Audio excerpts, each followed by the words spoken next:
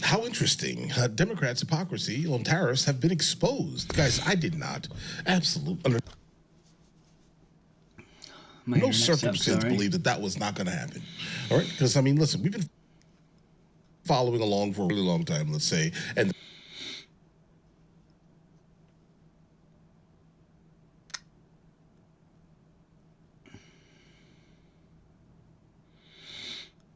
sorry, my internet sucks. The concept of tariffs are not new. They just aren't. But I think everyone is kind of up in arms about it exclusively because Trump's doing it, though. Like, literally, if it wasn't Trump and Obama did it or Biden did it, right, everyone would be praising the whole effort. Think about this. All of the things that basically, 100%. A good amount of the things that Trump actually put into place during his first presidency, Biden had a chance to remove these things, but why didn't he? Right? He didn't because he knew that these things were working. Okay, so exactly like what I'm going to suspect after Trump leaves office this time, it's going to be the same exact thing. The next president, in fact, is going to keep a good amount of what Trump has done, specifically for the economy, in office and basically say that, you know what? This is what we're doing. These are the benefits of what we're doing. Bro, no, it's not. No, it's not. But either way, let's go and jump to this immediately. Let's see where this takes us, guys. His tariff policy, pledging that these tariffs will bring back manufacturing jobs and provide funding for tax cuts that the American people badly want. I love Kayleigh McEnany. She's so smart. Now, China's responding with retaliatory 34% tariffs on the United States. Those are set to begin on April 10th. Meanwhile, House Democrats, this is interesting, are trying to stand in the president's way with a vote to undo his national emergency declaration, that order that will give him tariff authority. But this newfound hatred of tariffs from the left stands in stark opposition to what Democrats were saying in the past. Roll the tape. Let's bring the receipts out, guys. In terms of tariffs, I think it's interesting to note that the average U.S. MFN tariff on Chinese goods coming into the United States is 2%. Whereas the average Chinese MFN tariff on U.S. goods going into China is 35%. Is that reciprocal? What they have said is that we need to not worry about manufacturing in America because what we should establish is a policy of unfettered free trade. We don't need tariffs. What we need is to allow corporate America the freedom to throw American workers out on the street. We had a tire case in which they were flooding us with cheap domestic tires or cheap Chinese tires. And we put a stop to it. And as a consequence, saved jobs throughout America. It's so interesting how everything is basically flipped upside down. It's like the reverse game. But either way. Emily, the context to that Obama soundbite is that he implemented, oh, wait for it, tariffs on China. I believe they were to the tune of 35%. So, oh, how interesting how you just have this riveting change in heart when the guy's named Donald Trump. Well, I'm glad that you provided this walk down memory lane, Kayleigh, because the reality is that the mainstream media and these lawmakers are clearly amnesiac, right? And at the end of the day, when we have these retaliatory tariffs from China, this is the same country that sent spy balloons throughout our country. It's the same country that for decades now has infiltrated multiple sectors, intellectual property, physical, economic. The list goes on of the thieving that has happened. And it's the same country that lied about the release of a disease that became a deadly global epidemic. So I am grateful for a commander-in-chief that has the business acumen to go in saying this is an audit that we need. This is the most open economy on the planet, the most easy economy on the planet with the lowest tariffs. When did it become a right, not a... As a cast-out American, like I've said before, I agree with everything Donald Trump's been doing. Privilege to participate in the American economy. He has talked about that we will expect growing pains, and I think in the vein of the general malaise of the past, to have a commander-in-chief, again, that has strong and sort of maintains this attitude of like, yeah, it's going to be a bumpy ride for a minute, but it's going to be worth it. And mind you, with the backing of these unions, I think everyone take heart, put on your seatbelts. It might be a bumpy for a little bit, but at the end of the day, America is going to be so much stronger for it. good blue-collar jobs, to quote the auto workers union, that will happen in a matter of months, and I think we will see the ship right itself soon. But I personally have my faith in the commander-in-chief, and it seems like the Pelosi and Bernie Sanders and Barack Obama of the They past also do too. They Right. should be cheering him on. Their old selves would have. Yeah, they would have. Yeah, at one time, definitely. But unfortunately, like, they're just so stuck in their echo chamber that they are not willing to even see the actual benefits to America. They only see and seem to only care about, at least, the things that their party wants. Pull up the single best tweet I have seen about tariffs. It comes from Cynical Publius, and here's what he said. Those arguing against the Trump tariffs are all members of the intelligentsia who earn their livings at a keyboard and/or a microphone, so the media. No one with callous hands who watched their families descend into despair and fentanyl as manufacturing industries fled their communities opposes what Trump is doing. He went on in a different tweet to say, those who are screeching the loudest are those who have been wrong. And it occurred to me, Tommy, remember when Donald Trump was a Russian operative? I do. That's what the media told us. Right. Remember when the Hunter Biden laptop was misinformation? I do. Remember Yep. when Donald Trump could never win an election, nevertheless a primary? I remember that. And remember when COVID could have never I originated in remember the all lab? All those voices are the same ones telling us that. That's why I'm so glad I never got the booster. Or the, whatever they call it. I didn't get it, thank God. This will be a disaster. Now, that doesn't mean this is all going to work out. No. But I'm willing Keep that to in bet mind. against those voices.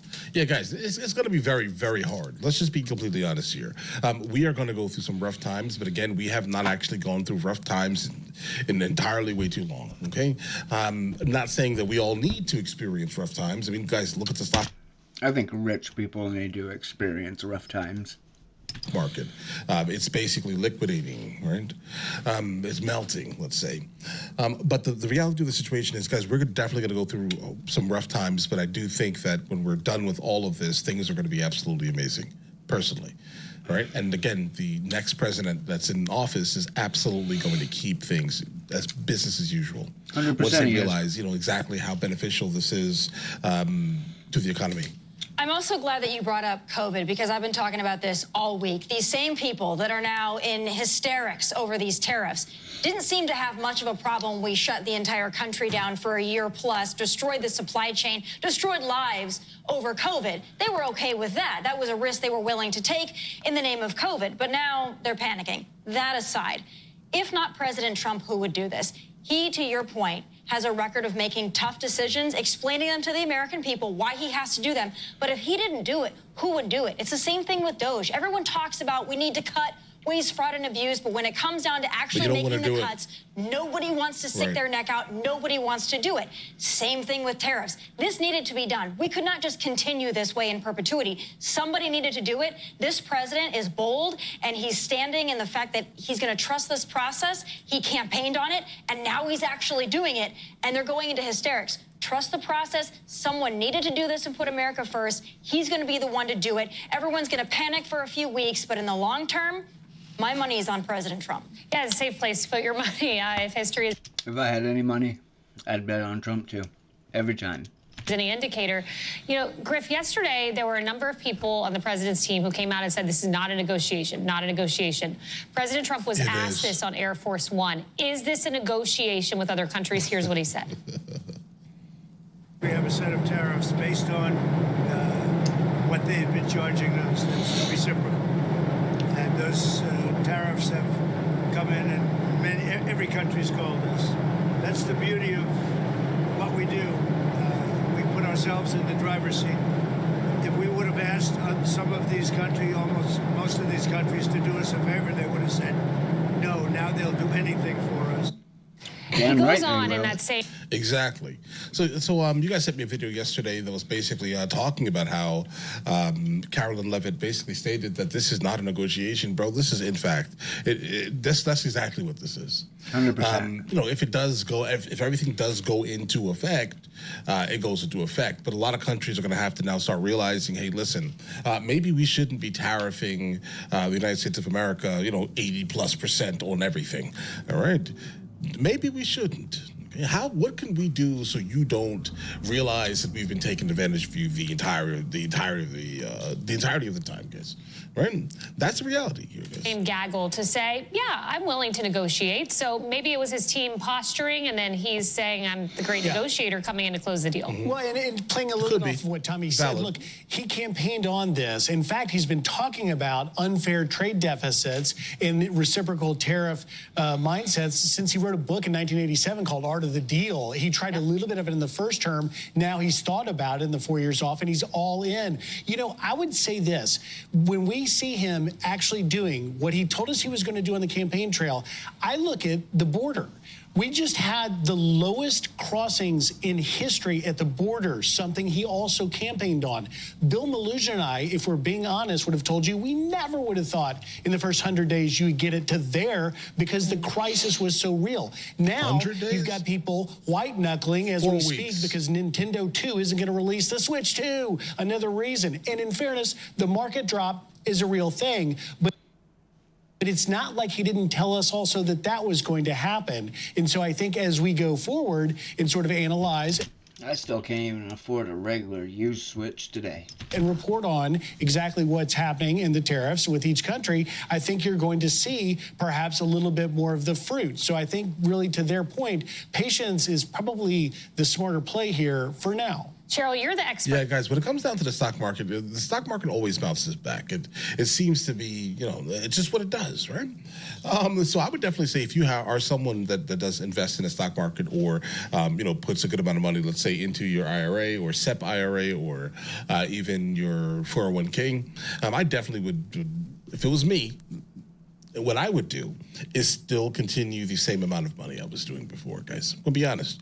Because now, if it was me, again, right, everything is much cheaper than it should be.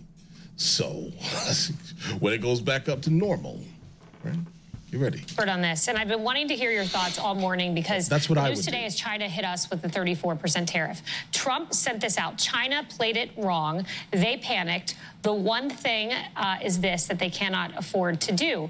So what does that mean? Do you think he takes a play against China? Where are we at? Well, I think that what the president and what many have talked about is the art of the deal. And you're right. Donald Trump has been talking about unfair tariffs against our nation since he wrote a book, and this is decades in the making. The China-United States fight is decades in the making. This has been going on for 20 years. China entered the WTO back in 2001. We've spent a lot of years getting cheap stuff. That is likely going to end, at least for now. iPhones are going to be $2,300. That's the reality. And look, that's why a lot of the market is selling off, because they're realizing that the global supply chain is about to be completely upended. But if you look at the decline of the American worker and the shrinking of the American factory and the loss of American jobs, it is because of China. I've always said we enabled China as a nation, and I'm going back 20 years. I'm not talking about right now. So the fight against China that Donald Trump has brought to the table has been successful and needed to happen. In his first term, tariffs against China were successful. They weren't this extreme. And then you had Joe Biden, who didn't enforce what was supposed to be happening. China was supposed to be buying American agricultural products. You know what? They did not. And he didn't enforce it. So they've had 4 years of a break, and now that break is over for China. As far as the market goes, though, I have to say, yes, there are a lot of big companies that have exposure to China, and that is why the market is very concerned. Yeah, that's why it has every right to be. The bigger picture is that we pull back.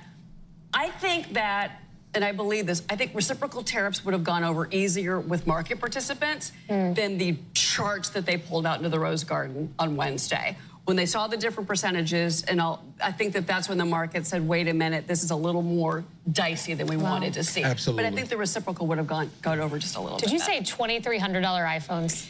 Yeah. Automobiles are going to go up $4,000, $5,000, $7,000. Wow. But negotiate. Wall Street wants Trump to negotiate. Let's start talking. Let's figure this out. Okay, guys. Yeah, I can imagine a lot of these companies that are basically freaking out, and the people that are also freaking out by basically selling off as much as they possibly can, guys. Right? I still got my $1 little stock in the Ford. I don't even like Fords. This is not a good thing.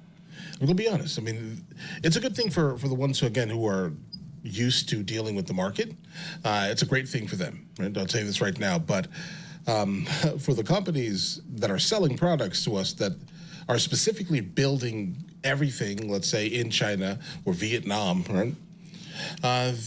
Everything is going to go up. That's just the reality. I mean, I think as long as we can all sit down and understand that, hold on to your used car. The used car prices are probably going to go up also because I think that's what they did last time. Right? But hold on to your car as long as you possibly can. Don't buy a new one. Absolutely not now. I just bought a brand new car, and when I was in rehab, people vandalized and destroyed it. Now it's just sitting in a parking lot collecting dust. If you guys remember 2022, if you guys bought a car during that year where the market was just super high, think of that again. Or more, or worse, I would say, personally. But all right, guys, listen. Let me know in the comments what you guys think. You guys all have an absolutely amazing day. Enjoy your day thoroughly. Make sure you go and subscribe to Mr. Elboyd Reacts. Good channel. I like it.